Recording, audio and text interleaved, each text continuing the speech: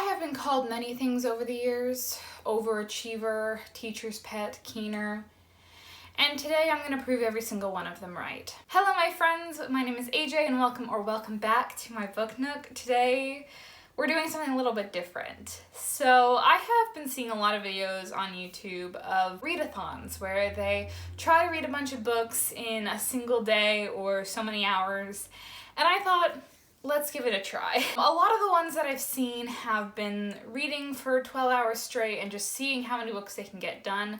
I'm doing something a little bit different. I don't know if any of you have heard of Laura's Library. You probably have. She is a very popular book talker. She also is on Instagram and she has a YouTube channel. Her read-a-thon for Shadow and Bone is what I'm gonna be kind of modeling mine after. I'll link her read-a-thon in the description, but today I'm going to be attempting to read the entire Wrinkle in Time Quintet in a day.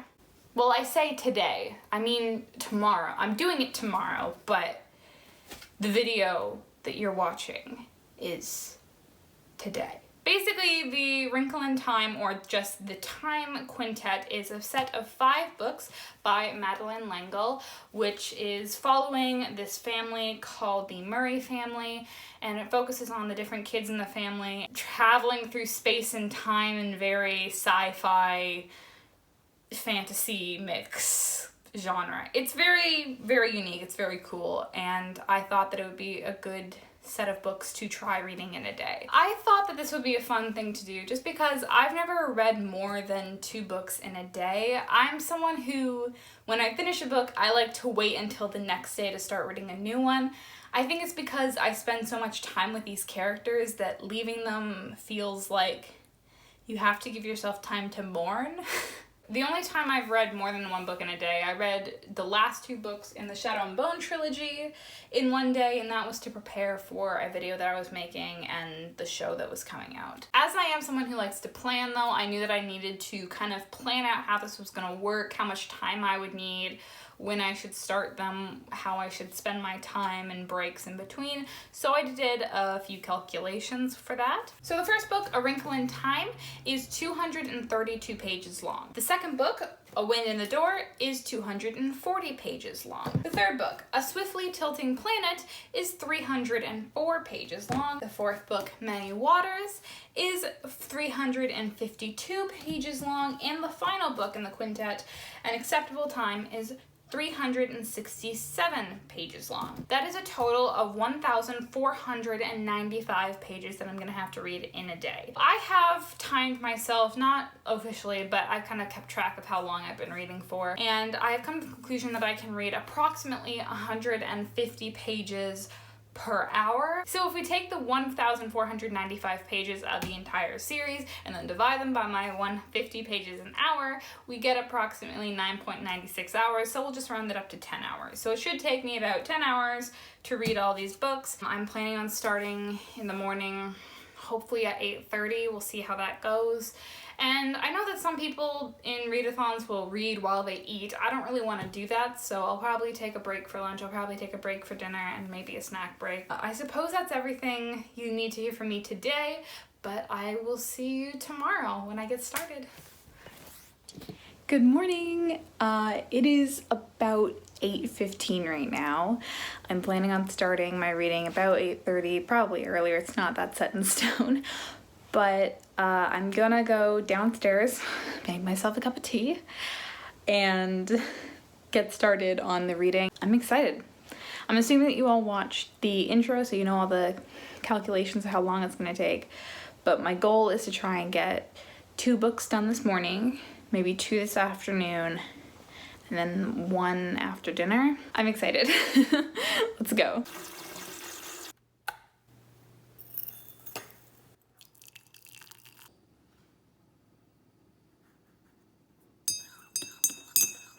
Okay, tea is made. It's in a Anna Green Gables cup, which I thought was appropriate for reading some younger books today.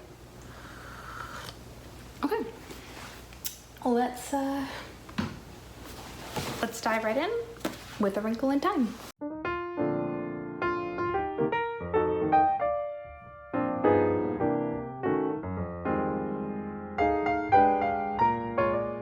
we're back in our normal spot. Isn't that exciting? I just finished A Wrinkle in Time. It is about 10:20, so it's been a couple of hours.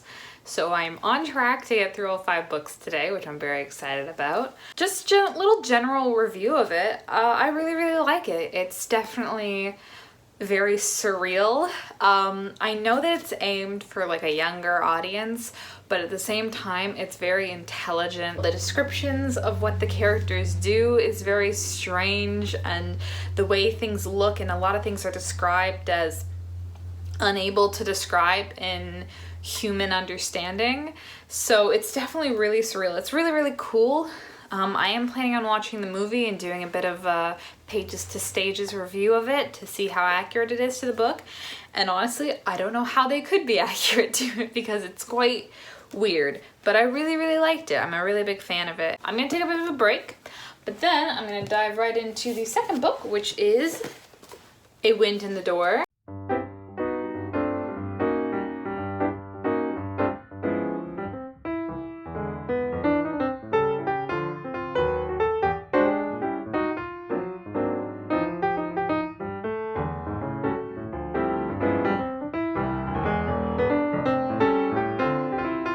We're back in my book nook, so you know what that means. I finished this second book. It is about 12:10, so again, almost a couple of hours to finish the second book. I'm going at a really good pace. Wind in the Door, I really liked it. It was a bit different from A Wrinkle in Time. A Wrinkle in Time was a lot more surreal, I found. It was very strange. There was a lot going on that couldn't really be described.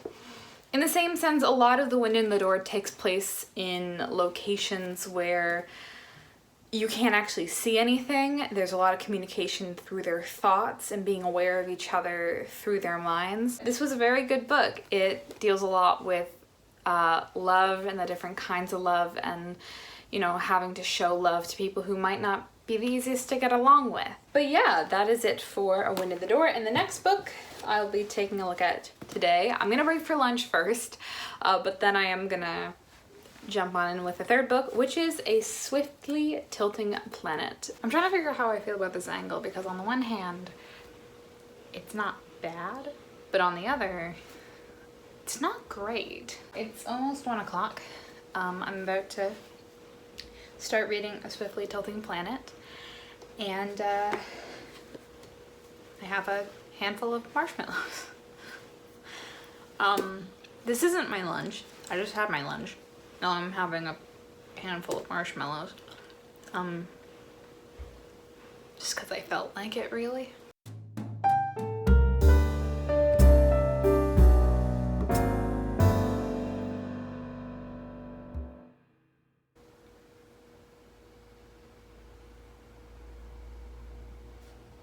So I know I haven't done this for any of the other books that I've read today, but I felt like I had to stop and talk about this one. I just finished the first chapter of A Swiftly Tilting Planet, and the stakes in these books seem to be getting higher each time. In the first book, it was they were trying to save their father from the darkness. In the second book, they were trying to save Charles Wallace from the Ecthroi, I think that's what they're called.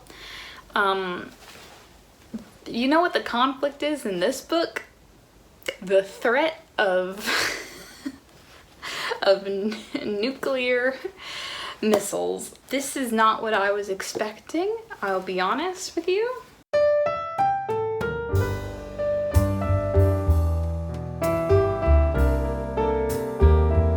Okay, so it is almost 3 o'clock and I just finished A Swiftly Tilting Planet. I did give you a bit of a brief introduction about what the book's about, and even though that is the main conflict of it, it's more so really about Charles Wallace time traveling with a unicorn. Basically about him traveling to these different times and meeting these different ancestors of the villain of the book, I suppose, and it's him traveling through time to try and prevent him from becoming a threat, basically. It's very interesting. I've definitely is noticing a pattern with these books where the first few chapters are a bit longer, a bit slower paced. It feels like when you're reading this that you're not gonna be able to get everything in it before it's finished, because usually the last chapter isn't very long, but there's a lot jam-packed in there with a very climactic beginning, and then it settles out very quickly as well. Another thing that I've noticed with them so far as well is that as the books have gone on, they've gotten a bit more mature each time. Obviously it is still kind of a middle school grade level for reading. But, you know, it kind of reminds me a bit of the Harry Potter books. You know, the first Harry Potter book is a bit shorter, and then the last one's a bit heavier and a bit longer. Same thing with these ones so far. The very first one is very light. It's very surreal. It's pretty fun, even though it's pretty crazy. The second one gets a little bit more serious than that. The third one, even more so serious than the previous one, so I will see what it's like with the last two. I'm gonna take a little snack break, I think, and then I'm gonna start on the fourth book, which is called Many Waters. All right, I am about to start Many Waters, the fourth book in the series, and I'll be honest with you guys, I've been reading for so many hours now. I really just want to give my eyes a break, but then at the same time, I really want to finish all these books.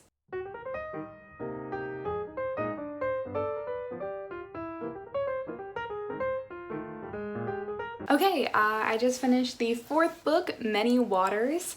It was definitely very odd. Remember how I said that thing about the last one, about how the books seem to be getting more mature as they go on?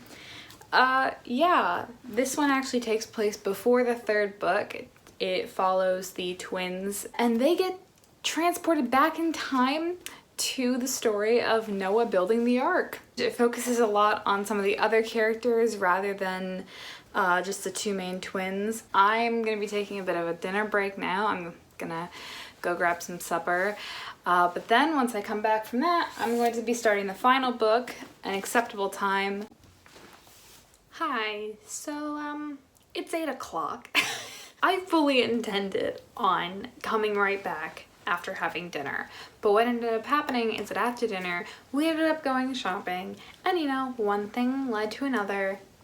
Time passes, here we are, it's 8 o'clock, and now I'm just getting back to reading again. I have one more left, and if I go by the same rate that I usually have been, I should be finished around 10. I have also already spent about 8 hours reading so far today, and I want nothing more than to curl up in a ball and have some hot chocolate and play Animal Crossing. But also, I'm almost there, I'm almost done, so that's what's driving me to keep going.